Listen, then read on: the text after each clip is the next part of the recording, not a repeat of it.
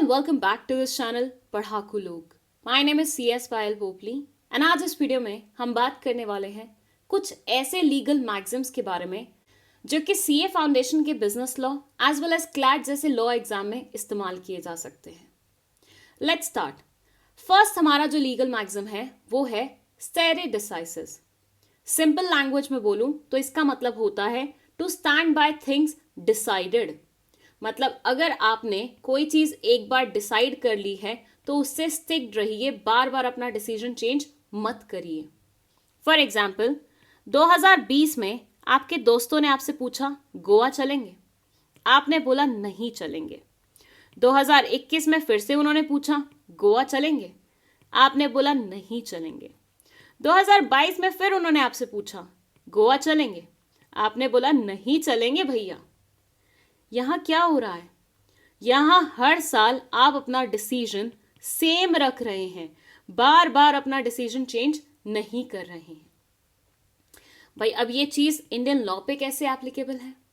Indian law पे ये ऐसे एप्लीकेबल है कि जब भी कोई कोर्ट एक केस डिसाइड करता है और उसका डिसीजन दे देता है तो सिमिलर नेचर के केसेस पे सेम डिसीजन अप्लाई हो जाता है। बार बार सिमिलर नेचर के अगर केसेस आते हैं तो कोर्ट अपना डिसीजन चेंज नहीं करता रहता।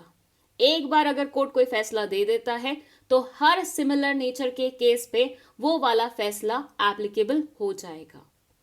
हाँ, अगर केस के फैक्ट्स वगैरह चेंज होंगे तो डिसीजन बदला जा सकता है। फॉर एग्जाम्पल 2022 में अगर आपको आपके फ्रेंड्स गोवा की जगह केरला का पूछें कि केरला घूमने चलोगे तो हो सकता है ना आप अपना डिसीजन चेंज कर दो। तो बिल्कुल ही ऐसा कोर्ट्स के साथ भी होता है। अगर कोर्ट के पास जो केस आ रहा है वो पहले जो डिसाइडेड केस था उससे अलग है, डिफरेंट है, तो कोर्ट डिफरेंट डिसीजन दे सकता है। लेकिन सेम नेचर के केसेस में, सेम फैक्ट्स वाले क्वेश्चंस में कोर्ट का डिसीजन यूजुअली सेम रहता है, बार बार वो अपना डिसीजन चेंज नहीं करते हैं। इसे हम ऐसे भी इंटरप्रेट कर सकते हैं कि इंडिया में जो सबसे बड़ा कोर्ट है, जो एपेक्स कोर्ट माना जाता है, सुप्रीम कोर्ट, अगर वो कोई चीज डिसाइड कर ले तो हाई कोर्ट अलग से डिसीजन नहीं देगा। हाई कोर्ट ने कोई चीज डिसाइड कर दी है तो डिस्ट्रिक्ट कोर्ट अलग से कोई डिसीजन नहीं देगा। वो सेम डिसीजन जो हायर कोर्ट दे रहा है वो लोअर कोर्ट्स पे एप्लीकेबल होता रहेगा। This is what we call stare decisis, to stand by things decided. जो चीज ऑलरेडी डिसाइड हो गई है उस पे अड़िग रहना, बार बार अपना फैसला नहीं बदलते रहना। चलिए, now let's move to the second legal maxim, that is ऑडी ऑल्ट्रम पार्टम। इसका क्या मतलब होता है? इसके लिए आप इमेजिन करिए अपने आप को इन अ क्लासरूम अगेंस्ट योर जानी दुश्मन। आपके और आपके जानी दुश्मन के बीच में हो रही थी बहुत ही गंदे वाली लड़ाई। इसी लड़ाई के बीच में आपकी क्लास टीचर आके आपके दरवाजे पे खड़ी हो जाती है। वो देख लेती है आप दोनों को लड़ते हुए और क्लास में एंट्री लेके वो जानी दुश्मन से पूछती है कि बेटा एग्जैक्टली क्या हुआ, आप लोग लड़ क्यों रहे थे?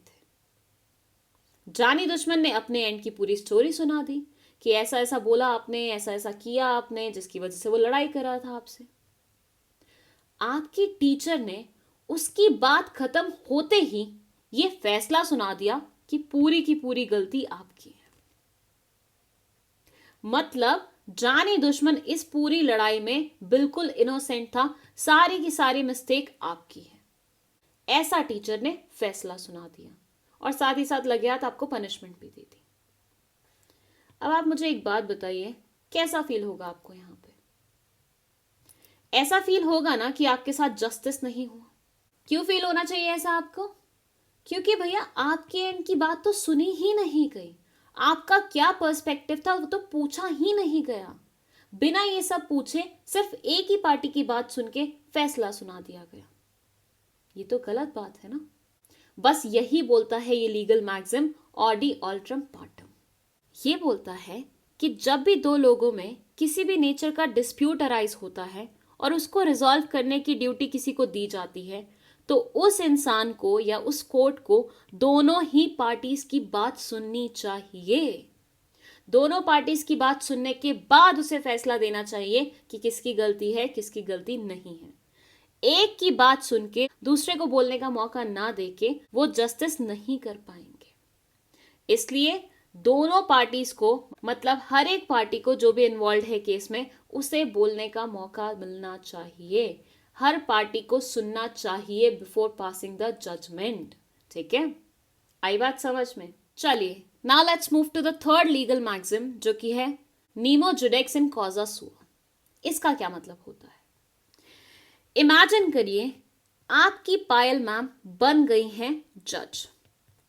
ठीक है, पहला दिन था मेरा कोर्ट में। मेरे पास जो फर्स्ट केस आया है वो कुछ इस नेचर का आया है कि उसमें एक पार्टी तो मेरा खुद का भाई ही है, सीए पवन पोपली। सो एक पार्टी है सीए पवन पोपली, दूसरी पार्टी है कोई XYZ पार्टी। इन दोनों के बीच में डिस्प्यूट हो रहा है किसी लैंड से रिलेटेड। दोनों बोल रहे हैं लैंड मेरा है, लैंड मेरा है, और मुझे ये जजमेंट पास करनी है कि वाकई में ये लैंड किससे बिलोंग करता है। एक बार सच्ची सच्ची मुझे बताना, अगर मेरी पोजीशन पे तुम होते तो तुम किसका साइड लेते? भाई ऑब्वियसली अपने घर वालों का ही साइड लेते ना। मैं किसके फेवर में डिसीजन देती यहां पे? मैं अपने भाई के फेवर में डिसीजन देती। इवन इफ मुझे लग रहा होता कि XYZ सही है, फिर भी साथ तो मैं किसका देती? अपने खुद के भाई का ही देती ना। सिंपल सी बात है। ऐसी चीज ना हो उसी के लिए बनाया गया है ये लीगल मैक्सिम, नीमो जुडेक्स इन कॉजा सुआ। ये बोलता है कि कभी भी किसी इंसान को उसके खुद के केस में जज बनने का मौका नहीं मिलना चाहिए। ऐसे केसेस जहां पे आपका इंटरेस्ट लाई करता है वो आपको एज अ जज एंटरटेन नहीं करने चाहिए। आपको ऐसे केसेस का जज बनाना ही नहीं चाहिए। अब यहाँ पे मेरा खुद का लैंड डिस्प्यूट चल रहा होता, मेरे घर वालों का चल रहा होता, क्लोज वंस का चल रहा होता, तो ऐसे सारे सिनेरियोज में प्रोबेबिलिटी थी कि मेरा टिल्टेशन इस तरफ ही होता। इसलिए मुझे जज बनने का मौका ऐसे केस में नहीं मिलना चाहिए according to this legal maxim. ये बोलता है no one should be a जज इन देयर ओन केस। कोई भी इंसान खुद के केस में जज नहीं बनना चाहिए, क्योंकि हमेशा उसका झुकाव अपनी तरफ ही रहेगा और वो न्यूट्रल डिसीजन नहीं दे पाएगा। ठीक है, चलिए now let's move to the next legal maxim, जो कि है क्विड प्रो क्यू। इसका क्या मतलब होता है? भाई एक बात बताइए, लाइफ में कभी भी आपके साथ ऐसा हुआ है कि आपने किसी इंसान से कुछ लिया है और आपको बदले में उसे कुछ नहीं देना पड़ा? आई एम श्योर कभी नहीं हुआ होगा। लाइफ का सिंपल सा असूल है, एक हाथ दे एक हाथ ले। अगर मैं तुमसे कोई चीज ले रही हूं तो बदले में मुझे तुम्हें कोई चीज देनी पड़ेगी। अगर तुम मुझसे कोई चीज ले रहे हो तो बदले में तुम्हें भी मुझे कोई चीज देनी पड़ेगी। अपने घर के पास वाले ग्रोसरी शॉप पे जब आप जाते हैं तो अंकल से अगर चॉकलेट मांगते हैं तो बदले में वो आपसे पैसे लेते हैं कि नहीं लेते हैं? लेते हैं। यही तो मतलब है इस लीगल मैक्सिम का। ये लीगल मैक्सिम बोलता है कि जब भी हम किसी से किसी भी नेचर का ट्रांजैक्शन करते हैं, जब भी हम किसी से किसी नेचर का डील करते हैं, जब भी हम किसी से कुछ लेते हैं, तो बदले में हमें उसे कुछ देना भी पड़ता है। समथिंग फॉर समथिंग, हमेशा किसी चीज के बदले में कुछ चीज तो देनी पड़ेगी। आई बात समझ में? चलिए now let's move to the next legal maxim, और ये है वॉइड एब इनिशियो। देखिए, वॉइड का मतलब होता है एक ऐसी चीज जो वैलिड नहीं है, ठीक नहीं है। एब इनिशियो का मतलब होता है from the very beginning, starting से ही। तो वॉइड एब इनिशियो का क्या मतलब हुआ? एक ऐसी चीज जो कि स्टार्टिंग से ही वैलिड नहीं थी। ये लीगल मैक्सिम आपने पढ़ा है इंडियन कॉन्ट्रैक्ट एक्ट में। जब भी किसी माइनर के साथ कोई इंसान कॉन्ट्रैक्ट करता है तो वो कहलाया जाता है वॉइड एब इनिशियो, मतलब वो स्टार्टिंग से ही वैलिड नहीं था, क्योंकि माइनर 18 साल से कम उम्र का इंसान है जो कॉन्ट्रैक्ट कर ही नहीं सकता। तो ऐसे इंसान के साथ अगर आप कॉन्ट्रैक्ट कर रहे हैं तो आप स्टार्टिंग से ही गलती कर रहे हैं, आप स्टार्टिंग से ही इनवैलिड चीज कर रहे हैं, वॉइड चीज कर रहे हैं। तो एब इनिशियो बोले तो from the very beginning, starting से ही, और वॉइड बोले तो ऐसी चीज जो कि गलत है, वैलिड नहीं है। तो void ab initio बोले तो is invalid और has no legal effect from the very beginning, जिसका कोई लीगल इफेक्ट नहीं हो। अगर कोई इंसान माइनर के साथ कॉन्ट्रैक्ट कर भी लेता है ना, तो वो उस कॉन्ट्रैक्ट को एनफोर्स नहीं करवा सकता। बाकी माइनर से रिलेटेड कॉन्ट्रैक्ट में और बहुत सारे प्रोविजंस हैं, फिलहाल एग्जाम्पल के लिए इतना ही समझ लो, ठीक है। चलिए, now let's move to the next one. ये है कंसेंसस एड इडम। इसका क्या मतलब होता है? देखिए, ये आपका दोस्त है एक्स और आप हैं वाई। एक्स ने आपसे पूछा घूमने चलोगी? आपने बोला हाँ बिल्कुल चलूंगी। जब ये आपसे पूछ रहा था घूमने चलोगी, ही मेंट सिटी से बाहर, स्टेट से बाहर या शायद कंट्री से बाहर। लेकिन जो आपने घूमने का मतलब समझा वो था कि घर से बाहर, सिटी के विद इन, मतलब यहीं कहीं आसपास। अब आप एक बात मुझे बताइए, क्या यहां सही हुआ? ये जो बात कहना चाह रहा था आपसे, क्या वो सेम सेंस में आप तक पहुंची? Obviously the answer is no. ये कुछ और समझ रहा था अपने दिमाग में, आप कुछ और समझ रहे थे अपने दिमाग में। मतलब आप दोनों के माइंड्स मीट नहीं हुए थे। आप दोनों अपने अपने दिमाग में अलग अलग बातें सोच रहे थे। अब इससे क्या होगा आगे चल के? कंफ्यूजन होगी, शायद लड़ाई हो जाए, राइट? बस यहीं पे अराइज होता है ये लीगल मैक्सिम। ये लीगल मैक्सिम बोलता है कि जब भी एक इंसान दूसरे इंसान के साथ कॉन्ट्रैक्ट कर रहा है, तो उसे ये मेक श्योर करना चाहिए कि दोनों इंसान सेम पेज पे हैं, दोनों इंसान सेम चीज के बारे में सोच रहे हैं, दोनों इंसानों के माइंड्स मीट कर रहे हैं। ऐसा नहीं है कि एक के दिमाग में कोई और चीज चल रही है, दूसरे के दिमाग में कोई और चीज चल रही है। दोनों के दिमाग में सेम चीजें होनी चाहिए और वो सेम चीजों पे अग्री करते होने चाहिए, तभी उनके बीच में जो कॉन्ट्रैक्ट होगा वो सही कहलाया जाएगा। अगर ऐसा नहीं हुआ तो आगे चल के ऑब्वियसली डिस्प्यूट्स अराइज होंगे। सो कंसेंसस एड इडम बोलता है agreement to the same thing और मीटिंग ऑफ द माइंड, दोनों के माइंड्स मीट करना, दोनों सेम पेज पे होना। चलिए अब बात करते हैं नेक्स्ट लीगल मैक्सिम की, जो कि है कैविट एम्प्टर। इसको समझने के लिए आप इमेजिन करिए अपने आप को। ये आप हैं और ये है आपके घर के पास एक डेयरी प्रोडक्ट की शॉप। आप यहां गए और आपने 2 मिल्क के पैकेट्स खरीदे। आप फोन पे थोड़े से ऑक्यूपाइड थे, तो मिल्क के पैकेट खरीद के पेमेंट करके आप डायरेक्टली घर वापस आ गए। जब आप घर वापस आए, आपकी मॉम ने दूध गर्म करने के लिए उसे गैस पे चढ़ाया, लेकिन 2 सेकंड के अंदर अंदर ही दूध फट गया। आपकी मॉम ने बोला, यार ये मिल्क के पैकेट तो तू अभी लेके आया है, ये फट कैसे सकता है? क्यूरियोसिटी में उन्होंने मिल्क के पैकेट पे एक्सपायरी डेट चेक करी और आपकी मॉम को पता लगा कि जो मिल्क पैकेट्स आप खरीद के लाए हैं वो तो क्या थे? एक्सपायर्ड थे। आपको बड़ा गुस्सा आया कि यार ये क्या है, ये शॉप वाला पागल बना गया मुझे। आप फटाफट उसके पास लड़ने के लिए गए। आपने गुस्से में उसे चिल्लाया कि तुमने ऐसा कैसे कर दिया मेरे साथ, मुझे एक्सपायर्ड मिल्क प्रोडक्ट कैसे दे दिया तुमने? उसने बड़े चिल मोड से बोला कि सर आपको ही देख के ले जाना चाहिए था, मेरी क्या गलती है इसमें? मैंने तो पकड़ा दिया जो मेरे हाथ में आया, आपकी गलती है, आपने चेक नहीं किया। यहां पे आपके पैसे तो डूबेंगे ही डूबेंगे, सामने वाले के सामने आपकी इज्जत का कचरा और हो जाएगा, और मम्मी गाली सुनाएंगी वो अलग बात है। इसलिए बोलते हैं कि जब भी आप कोई आइटम खरीदने जा रहे हैं, हमेशा मेक श्योर करिए अपने एंड पे एटलीस्ट कि वो आइटम आप बहुत ही देख समझ के आराम से खरीदें। जब भी कोई प्रोडक्ट खरीदने जा रहे हो, चेक करो उसकी एक्सपायरी डेट क्या है, उसका एमआरपी क्या है, ताकि कोई भी आपसे ओवरचार्ज ना कर ले, उसके लिए कोई भी आपको एक्सपायरी आइटम ना पकड़ा दे।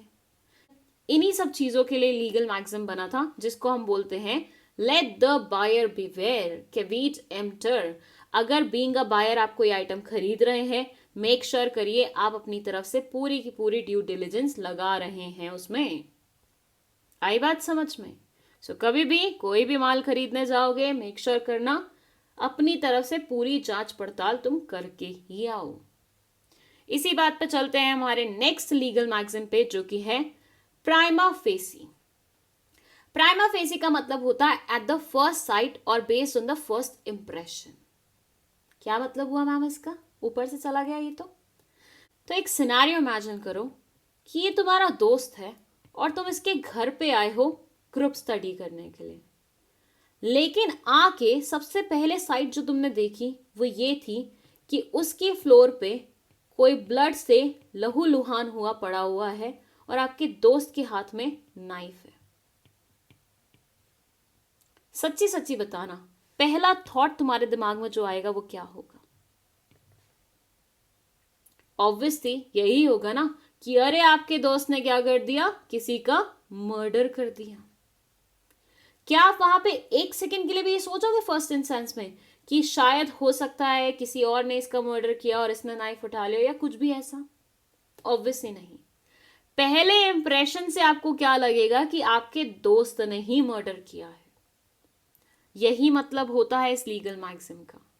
प्राइमा फेसी बोलता है फर्स्ट इंस्टेंस पे जो थॉट आपके दिमाग में आ रहा है, फर्स्ट इंप्रेशन के बेसिस पे आप जो सोच रहे हैं वो कहलाया जाता है प्राइमा फेसी। चलिए इसी बात पे चलते हैं हम हमारे नेक्स्ट लीगल मैक्सिम पे, जो कि है अल्ट्रा वायर्स। ये इस वीडियो का लास्ट लीगल मैक्सिम रहने वाला है। रिमेनिंग के लीगल मैक्सिम्स हमारे सेकेंड वीडियो में आएंगे, जो कि बहुत ही जल्दी रिलीज होगा। चलिए, अल्ट्रा वायर्स का मतलब होता है बियॉन्ड द पावर्स। ऐसे इमेजिन करिए, ये आपके पापा हैं और ये आप हैं। आपके पापा ने आपको 100 रुपए दिए हैं और आपसे कहा है कि इसमें से 50 रुपए की चॉकलेट खरीद लेना अपने लिए। क्या हुआ यहाँ पे? ये आपके पापा हैं जिन्होंने आपको 100 रुपए का नोट दिया है और ये आप हैं और आपको 100 रुपए में से 50 रुपए की चॉकलेट खरीदने की परमिशन मिली हुई है। आप शॉप पे जाते हैं और आप 70 रुपए की चॉकलेट खरीद के आ जाते हैं। यहां आपने जो किया क्या वो सही है? ऑब्वियसली द आंसर इज नहीं। आपको कितने की चॉकलेट खरीदना अलाउड थी? सिर्फ 50 रुपए तक की खरीदना अलाउड थी। आप कितने की खरीदाए? पूरे 70 रुपए की। मतलब आप अपने पावर्स के बियॉन्ड चले गए। आपको जितने का अधिकार मिला हुआ था ना, आप उसके बहुत ऊपर चले गए।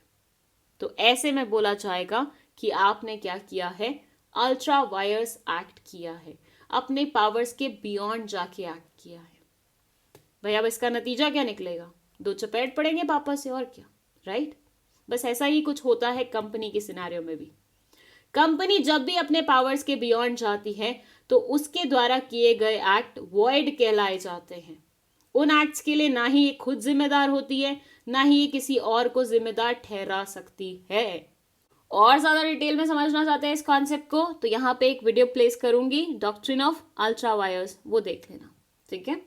चलिए फिलहाल के लिए बस इतना ही। आई होप ये वीडियो आपको बहुत अच्छी लगी होगी, अच्छे से सारी लीगल मैक्सिम समझ में आई होंगी। अगर ऐसा है, हिट द लाइक बटन। फटाफट इस वीडियो को अपने दोस्तों के साथ शेयर कर दो और खुद भी इस चैनल को सब्सक्राइब करते हुए जाना। That's it. Thank you so much for watching this video.